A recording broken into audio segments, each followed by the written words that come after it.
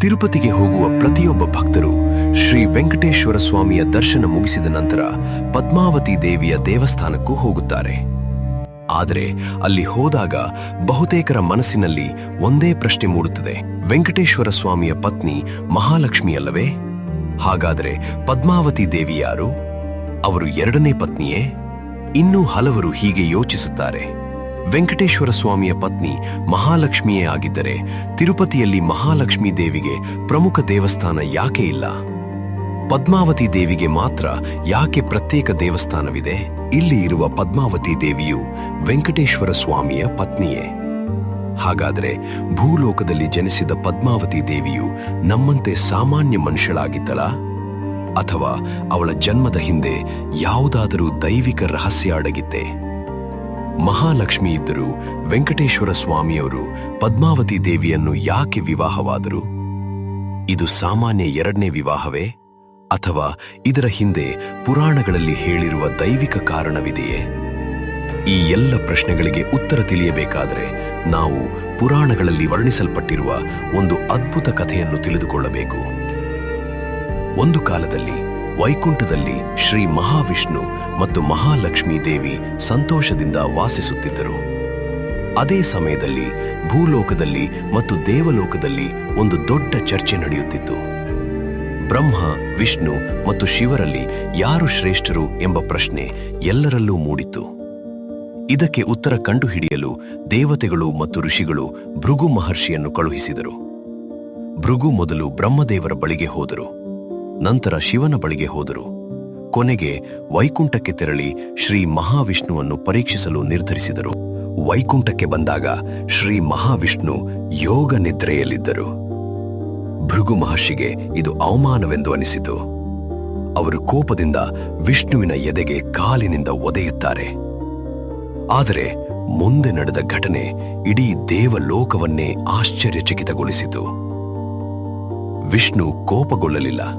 ಬದಲಾಗಿ ಭೃಗು ಮಹರ್ಷಿಯ ಪಾದವನ್ನು ಹಿಡಿದು, ಮಹರ್ಷಿಗಳೇ, ನನ್ನ ಗಟ್ಟಿಯಾದ ಎದೆಯಿಂದ ನಿಮ್ಮ ಪಾದಕ್ಕೆ ನೋವಾಗಲಿಲ್ಲವೇ ಎಂದು ಪ್ರೀತಿಯಿಂದ ಕೇಳಿದರು.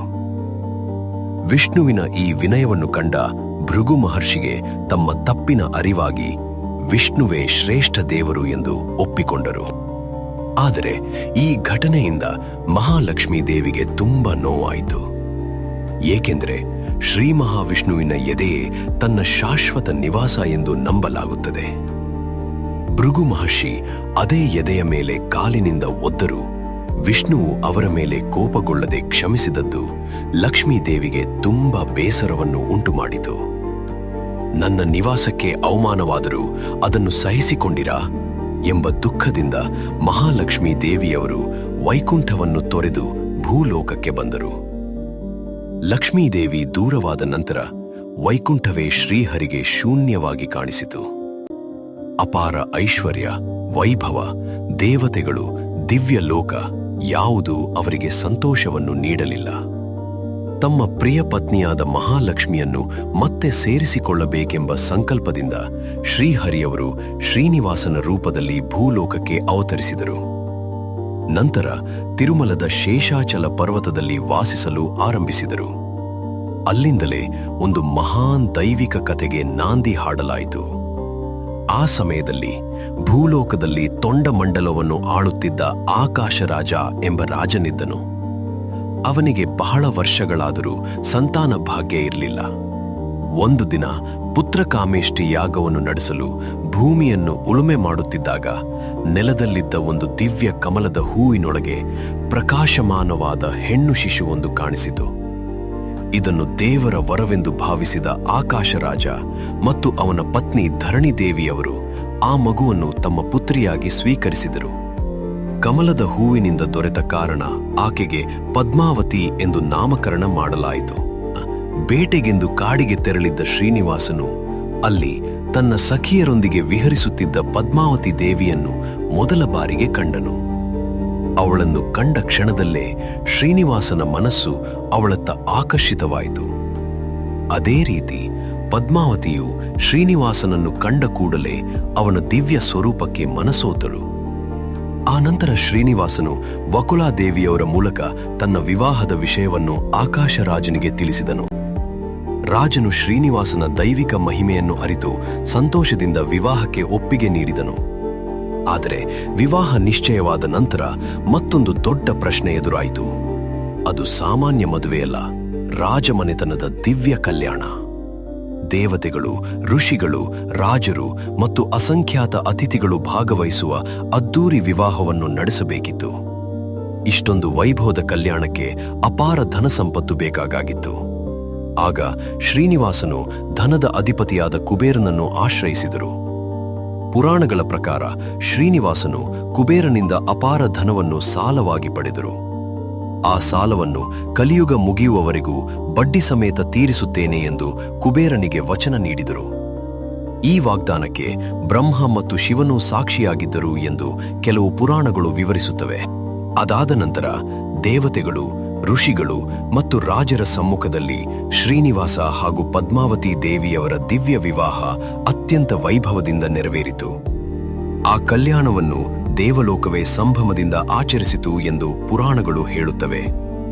ಇದೇ ಘಟನೆಯೊಂದಿಗೆ ಸಂಬಂಧಿಸಿದ ಒಂದು ಪ್ರಸಿದ್ಧ ನಂಬಿಕೆ ಇಂದಿಗೂ ತಿರುಪತಿಯಲ್ಲಿ ಜೀವಂತವಾಗಿದೆ. ಶ್ರೀನಿವಾಸನು ಕುಬೇರನಿಂದ ಪಡೆದ ಸಾಲವನ್ನು ತೀರಿಸುವ ದೈವಿಕ ಕಾರ್ಯದಲ್ಲಿ ತಾವು ಕೂಡ ಪಾಲುದಾರರಾಗಬೇಕೇಕು ಎಂಬ ಭಕ್ತಿಭಾವದಿಂದ ಲಕ್ಷಾಂತರ ಭಕ್ತರು ತಿರುಮಲದ ಶ್ರೀ ವೆಂಕಟೇಶ್ವರ ಸ್ವಾಮಿಯ ಹುಂಡಿಗೆ ತಮ್ಮ ಕಾಣಿಕೆಗಳನ್ನು ಅರ್ಪಿಸುತ್ತಾರೆ. ಕೆಲವು ದಿನಗಳ ನಂತರ ಮಹಾಲಕ್ಷ್ಮೀ ದೇವಿಯವರು ತಿರುಮಲಕ್ಕೆ ಬಂದರು.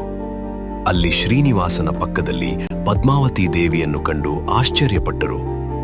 ಪುರಾಣಗಳ ಪ್ರಕಾರ ಆ ಸಂದರ್ಭದಲ್ಲಿ ಮಹಾಲಕ್ಷ್ಮಿ ಮತ್ತು ಪದ್ಮಾವತಿ ದೇವಿಯರ ನಡುವೆ ಶ್ರೀಹರಿಯ ಕುರಿತು ಸಂಭಾಷಣೆ ನಡೆಯಿತು. ಇಬ್ಬರೂ ತಮ್ಮ ಹಕ್ಕನ್ನು ಪ್ರತಿಪಾದಿಸಿದರೆಂದು ಹೇಳಲಾಗುತ್ತದೆ. ಆ ಸಮಯದಲ್ಲಿ ಲೋಕದಲ್ಲಿ ಯಾವುದೇ ಗೊಂದಲ ಉಂಟಾಗಬಾರದು, ದೇವತೆಗಳಲ್ಲಿಯೂ ಭಕ್ತರಲ್ಲಿಯೂ ಸಂಶಯ ಉಳಿಯಬಾರದು ಎಂಬ ಉದ್ದೇಶದಿಂದ ಶ್ರೀ ಮಹಾವಿಷ್ಣು ಒಂದು ದೈವಿಕ ನಿರ್ಧಾರವನ್ನು ಕೈಗೊಂಡರು. ಮಹಾಲಕ್ಷ್ಮಿ ಮತ್ತು ಪದ್ಮಾವತಿ ಇಬ್ಬರೂ ತನ್ನದೇ ದೈವಿಕ ಶಕ್ತಿಯ ವಿಭಿನ್ನ ರೂಪಗಳು ಎಂದು ಲೋಕಕ್ಕೆ ತಿಳಿಸಲು ಅವರು ಅರ್ಚಾವತಾರ, ಅಂದರೆ ಕಲ್ಲಿನ ವಿಗ್ರಹ ರೂಪವನ್ನು ಧರಿಸಿದರು. ಹೀಗೆ ಶ್ರೀ ಮಹಾವಿಷ್ಣುವು ತಿರುಮಲದ ಶೇಷಾಚಲ ಪರ್ವತದಲ್ಲಿ ಶ್ರೀ ವೆಂಕಟೇಶ್ವರ ಸ್ವಾಮಿಯಾಗಿ ಶಾಶ್ವತವಾಗಿ ನೆಲೆಸಿದರು. ಅಂದಿನಿಂದ ಇಂದಿನವರೆಗೂ ಕೋಟ್ಯಂತರ ಭಕ್ತರು ತಿರುಮಲಕ್ಕೆ ಬಂದು ಅದೇ ದಿವ್ಯ ಸ್ವರೂಪದ ದರ್ಶನ ಪಡೆದು ತಮ್ಮ ಜೀವನ ಧನ್ಯವಾಗಿದೆ ಎಂದು ನಂಬುತ್ತಾರೆ. ಇದೇ ಕಾರಣಕ್ಕೆ ತಿರುಮಲವು ಕೇವಲ ಒಂದು ದೇವಾಲಯವಲ್ಲ, ಕಲಿಯುಗದಲ್ಲಿ ಶ್ರೀಹರಿಯ ಸಾಕ್ಷಾತ್ ದಿವ್ಯ ನಿವಾಸವೆಂದು ಭಕ್ತರು ಭಾವಿಸುತ್ತಾರೆ. ಇದು ಸಾಮಾನ್ಯ ಎರಡನೇ ವಿವಾಹವಲ್ಲ. ಪುರಾಣಗಳ ಪ್ರಕಾರ ಇದು ಲೋಕ ಕಲ್ಯಾಣಕ್ಕಾಗಿ ಮತ್ತು ಭಕ್ತರಿಗೆ ದೈವಿಕ ಸಂದೇಶ ನೀಡಲು ನಡೆದ ಶ್ರೀಹರಿಯ ದಿವ್ಯ ಲೀಲೆ. ಮಹಾಲಕ್ಷ್ಮಿ ಮತ್ತು ಪದ್ಮಾವತಿ ದೇವಿಯರು ಇಬ್ಬರು ಪರಮಶಕ್ತಿಯ ವಿಭಿನ್ನ ದೈವಿಕ ರೂಪಗಳೆಂದು ವೈಷ್ಣವ ಸಂಪ್ರದಾಯ ತಿಳಿಸುತ್ತದೆ.